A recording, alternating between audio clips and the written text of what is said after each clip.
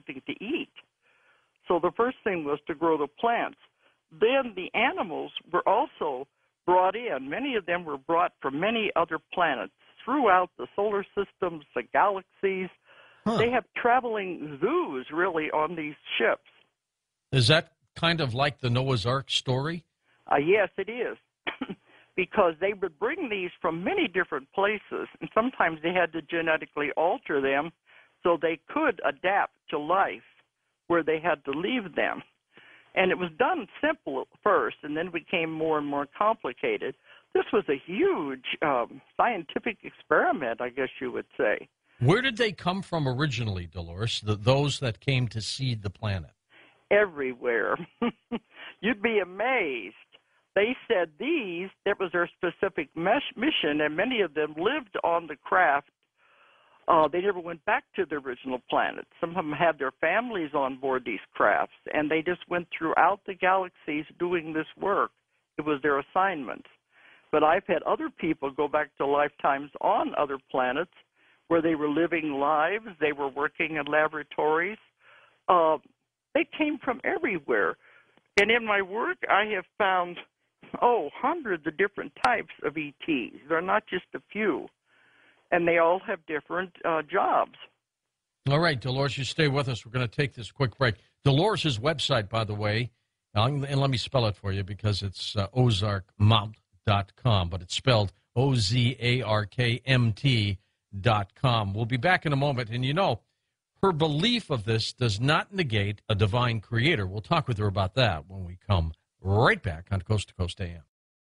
And as you know, the Coast to Coast AM app, free to all users of the iPhone and iPod Touch, exciting new way for fans of the show to stay in touch, as well as for Streamlink subscribers to get show audio directly from their mobile device. You probably know about this by now, but if you don't, you can get all the information by going to coasttocoastam.com. And welcome back to Coast. We've got Dolores Cannon tonight. Dolores, because you said this was controversial, and it is for some who are staunch believers in the Bible and very religious, I have not heard you say anything about not believing in a divine creator here. Somebody had to create the cedars and those that came around and did what they did throughout these various planetary systems, I assume, right?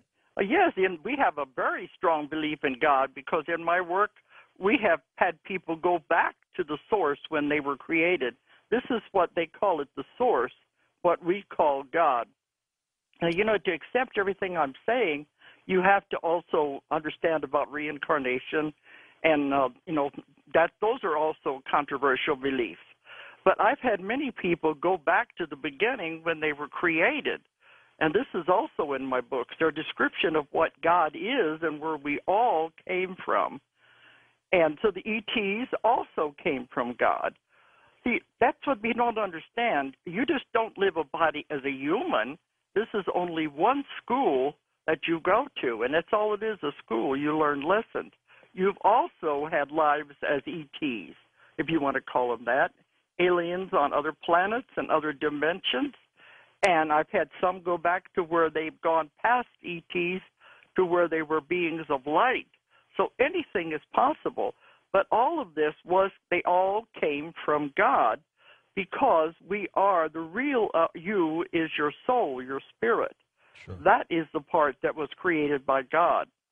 We'll get into these various waves in a moment, but you had mentioned earlier these that all this started, the new ones, the ones who've been coming here of late. It's been the last 50 years. So there's a reason for that, isn't there? Yeah, we got plenty of time, so I guess I can build up to that. Is that okay? All right.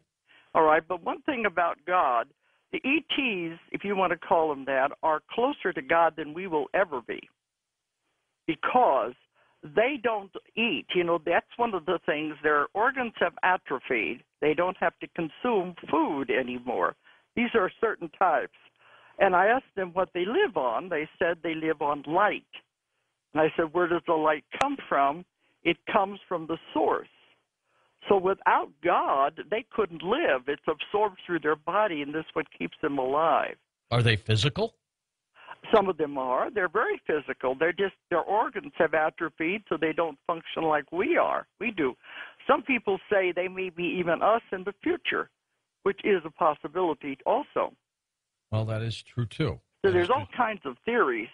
But what they have said is in the very, very beginning, they started the seedings because God, the source, told them to do it, to go out and begin to populate the world. So they're doing it under instructions. So you can say it's a creationist theory and the evolutionist theory combined into one. So neither one stands alone. It is a combination of the two. Were some of these giants as reported in the Bible? Definitely. That everything in the Bible is true to a certain extent. The part there about the first Jehovah and E.T., that part, that is what Zechariah Sitchin came up with. Those are the ones that came much, much later after the planet was formed. There were life, there was beings here, and they're the ones that wanted to use it for the wrong reasons.